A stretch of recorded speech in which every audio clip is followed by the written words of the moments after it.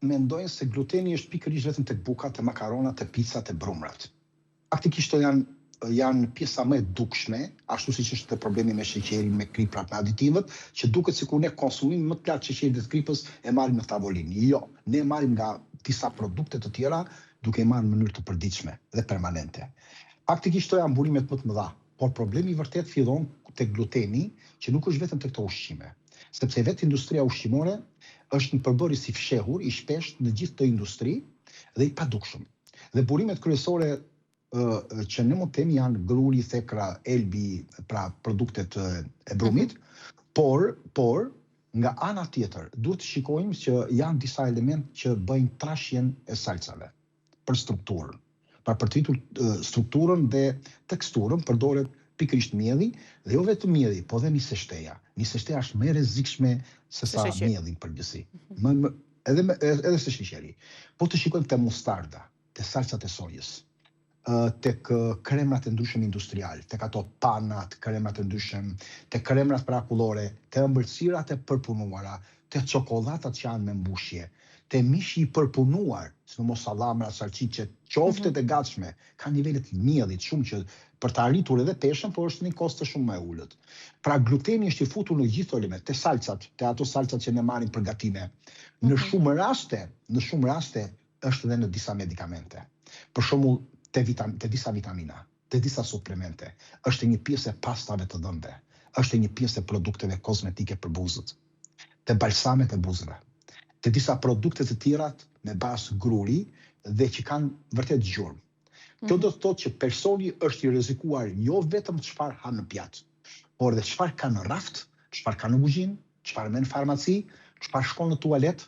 Pra në të gjitha aspektin një person që ka problem me glutenin është i varur nga të gjitha elementet. Pra mund të ndodhë të gjitha këto që ato ku janë produkt që është një produkt i dukshëm, pra që ne e konsumojmë, edhe te këto, le themi, konsumi i përditshëm apo jo konsumi i përditshëm, ku gluteni është i padukshëm. Dhe me që tham tek përbërësit e rrezikshëm, karbohidratet, siç ju thatë nisështeja që është më e rrezikshme akoma se edhe vetë sheqeri, por sipas një studimi që unë lexova, ndoshta dola pak jashteme, një nga karbohidratet që është akoma më i rrezikshëm se këto, se sheqeri, ishte maltodekstrina, apo jo, dhe ju e keni përmendur në shkrimet tuaja, që është pikërisht ai mbushësi për të liruar kostot, që ngjendet edhe tek qumshi plur, tek qumshi përfoshnja. Po jo vetëm tek qumshi, është afërsisht në 30-40% të produkteve që ne kemi sot treg, minimalisht. Dhe të salcat, edhe të produktet konservuara, është produkt shumë i lirë ajo, akoma, po shumë i lirë si produkt. Tani të kemi çik tek gluteni, të ndajmë çik se kush ka më shumë gluten nga ushqimet që konsumojmë. Mjedhi i bardhë dhe i rafinuar ka përmbajtjen më të lartë. Edhe mjedhi i zi, edhe nuk ndryshon vetëm aspekti i disa fibrave, por në aspekti përgjithshëm mjedhi, pra gruri, është burimi i parë, pra gruri. Makaronat që janë burime kryesore. Dhe gruri janë të parat, ndërsa thekra dhe elbi përmbajnë gluten, por janë më pak elastike se gruri. Pra, nuk duhet përdorur për sëmundjen celiatik, por për problemet e intolerancës mundet të përdoret, dhe elbi, kryesisht. Elbi përdoret edhe në birë, sepse edhe në birë ne kemi njerëz të cilët vuajnë nga gluteni, prandaj ka dhe bira me gluten free. Drithrat që janë më pak është tërshëra. Jo se nuk ka gluten, ka dhe tërshëra pa gluten, po ka shumë pak. Pra, dhe në përgjithësi kontaminohet edhe gjatë përpunimit. Ndërsa drithrat që janë pa gluten, mund të fusim orizin, quinoën, se shumë njerëz thonë nuk ha oriz sepse mos ka, në shpesh restorante pyesin se kam dëgjuar edhe suedi, se suedi është me rregull dhe me ligj që menut kanë të tëra alergjentët për një person dhe kanë dhe problemet e gluten alergjisë ose jo, pra problemet e glutenit. Dhe gatuhet në një vend apostafat veçantë për të. Pra është si ligj, edhe problemi i erzave apo aspekteve alergjike që ka një person. Është në çdo menu të restorantit që duhet ta sqarosh. Orizi nuk ka gluten, quinoa nuk ka gluten, pikorori, amaranthi, misri, meli janë ushqime të cilët nuk kanë gluten dhe mundet të përdoren. Nga ana tjetër, do kuptojmë se kush është shkaku kryesor më i madh ose shkaqet kryesore të sëmundjes celiatik. Një nga këta është gjenetika.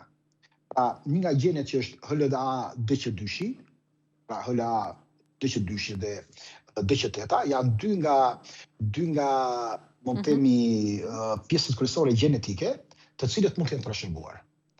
Mund ta kesh të trashëguar. Në anën e dytë, shkaku tjetër është ekspozimi ndaj glutenit. Sot gluteni është thyer në një nga problemet më kryesore.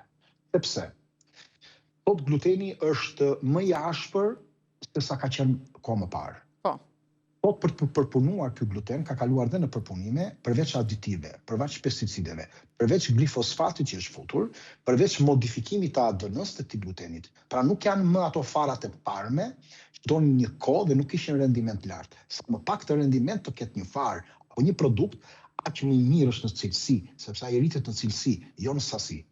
Dhe po ashtu më parë brumi buka bëhej ndryshe, vinte në formë natyrale që të fryhej nga gjyshet tona.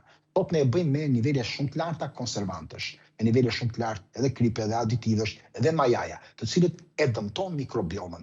Pra dalin tek tereni, përveç glutenit që është një problem shumë i madh sot botë, prandaj janë shtuar edhe njerëzit me problemin e intolerancës ndaj glutenit, kemi edhe terenin. Tereni është kryesor, sepse në qoftë se ti do kalosh infeksione të ndryshme, në qoftë se do kish probleme virale të larta, në qoftë se ti do ta dëmtosh në mënyrë periodike zorën tënde nëpërmjet sheqerit, nëpërmjet kripës, nëpërmjet misë shtesë, nëpërmjet ushqimeve të përpunuara, nëpërmjet mishit të përpunuar, nëpërmjet sasisë së lartë të ushqimit, të cilët kanë nivele të larta të aditivës, ky teren ka për ta kthyer që ty nuk ka për ta përthyer më problemin e glutenit. Dhe ky është një nga shqetësimet kryesore të cilët ne duhet të fillojmë të rregullojmë terenin. Nëse ne rregullojmë terenin, mikrobiomën e zorës, atëre kemi mundësi që ta kurojmë më shpejt problemin e sëmundjes celiatik ose edhe problemin e intolerancës. Ndonse unë rekomandoj me problematika që ka sot kruri, misri, apo dhe po themi drithrat, më mirë është të shmangemi totalisht, maksimalisht këtyre ushqimeve, pra dhe bukës, maksimalisht, sa të kemi mundësi. Në qoftë se jo dhe jemi të valur atëre sepse kjo lloj buke, ose ky lloj brumi, ose që kthehet në bukë, do ushqej dhe parazitët, do ushqej kanditën, do kthehet në nivele të larta edhe të problemet për diabetin nesër, sepse KLP1 pra rritet më shumë, niveli i rezistencës ndaj insulinës rritet më tepër kur ne konsumojmë bukë në mënyrë më të shpejtë. Dhe problemi tjetër që do na shkaktoj, do na sjellë dëmtime nesër në të gjitha aspektet e tjera metabolike. Pra konsumimi i grurit, sepse përveç tashmë ka glifosfatin, që është një kancerogjen i vërtetuar në organizata ndërkombëtare e kancerit, por ka dhe të tjera filtrime dhe pastrime që i bëhet grurit derisa del miell dhe derisa bëhet bukë. Apo sa na duket e shishme. Sa më e shishme të jetë buka dhe sa më lehtë të jetë, aq më problem do jetë. Buka e shishme ka probleme. Buka nuk duhet të jetë e shishme. Buka duhet të jetë e rëndë, duhet të jetë e fortë, duhet të jetë e thartë, duhet të jetë e pakët, pra një risk të ngopi sa 4 gisht dorës, në qoftë se merr sa 4 gisht dorës bukë dhe je ngopur, po. Në qoftë se ne gjejmë këto lloj drithra autokton, drithra të mirë, përpunim të mirë të drithit, atëherë ne mund të konsumojmë. Por sot në pjesën dërmuese mbi 99%, sot drithi është shumë problem dhe unë nuk i rekomandoj pothuajse askujt që të konsumojnë ushqime me drith. Pra, nëse konsumojnë të paktën sa më rrallë dhe sa më pak. Po mirë, kjo puna e dietës pa gluten është bërë si trend, është bërë si mod. Pra, për njerëzit të cilët nuk janë intolerant nga i glutenit apo nuk kanë sëmundjen e celiakës, a është normale për shembull që të jetosh pa gluten? Për njerëzit e shëndetshëm. Asnjë problemi. Është më mirë madje për shëndetin sepse nuk ke humbur në një gjë të jashtëzakonshme, gjë që nuk e merr në vend tjetër. Pra, është e vërteta. Nga njëra anë, dieta pa gluten është absolutisht e domosdoshme për personat me sëmundjen celiak. Sepse nëse ata kanë të ndjeshmëri, nëse ka këtë ndjeshmëri, ai është problem. Dhe kjo duhet ta eliminojë si bën. Mund të rikthehet më pas pasi të rregulloj dhe ta kuroj të gjithë shkakun, pra duke gjetur shkakun.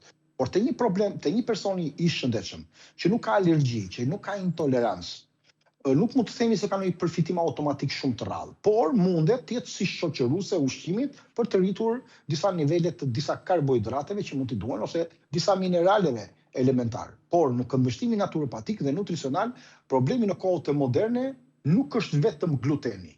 Problemet janë një grup i madh gjëra, që nga ushqimi i përpunuar, mjedhi i rafinuar, sheqernat e fshehura, mungesat e fibrave, disbioza, ngrënia në niveli i lartë i stresit, antibiotikët, përdorimi pamasi i ilaçeve, ritmi prishur jetës, gjumi, aktiviteti, moskënaqësia në jetë. Të gjitha këto përmblidhen në atë që sot po e quajnë industriale, diabetin i tipit 5, të gjitha këto që u përmendët. Po. Që do ta sqaroj në një moment të tjetër që mund të themi çfarë është diabeti tipi 5. Tani të dalim të vërtetat e dietës pa gluten. Po.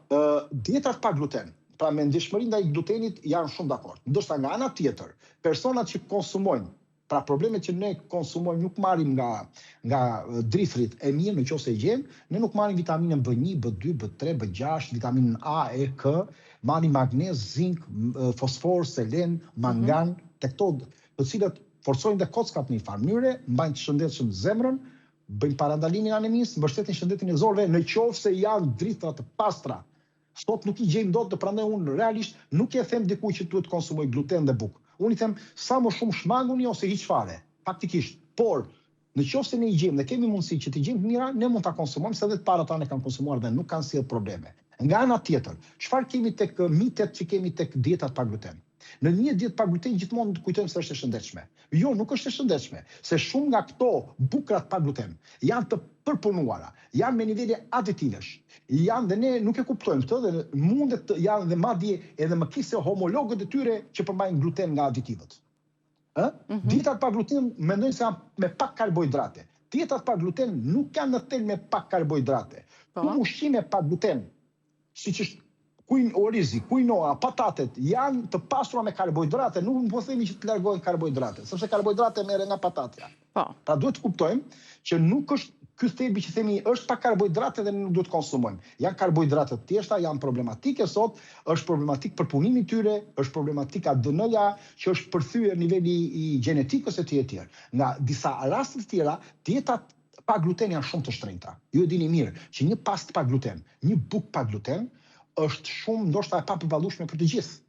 Kur neve mund të marrim nivele të sasisë edhe nga karbohidratet.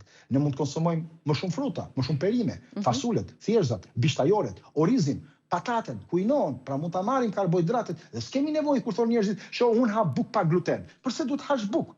Kur niveli i disa elementeve kimik brenda kësaj buke është më i keq se sa buka me gluten. Pra ti po merr aditiv më shumë. Po çfarë kuptimi ka që do të konsumosh bukë? Më mi largoje fare.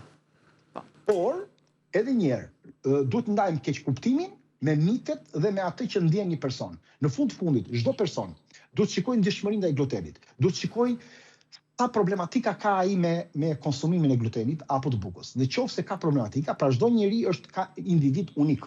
Mua më bën dëm, dikujt nuk i bën dëm. Dikujt i bën shumë keq, dikujt i bën më pak. Në bazë të këtyre, ai ta filloj të racionalizoj, të konsumoj sa më pak bukë, dhe sidomos tek fëmijët, dhe në qoftë se ka mundësi ta heqi gradualisht, ose le ta konsumoj her pas here. Pra, do shikoj vetë trupin e tij dhe si reagon ndaj konsumimit, pra, sa fryrje jep, që të bëhet termometër për problemet e shëndetit të tij.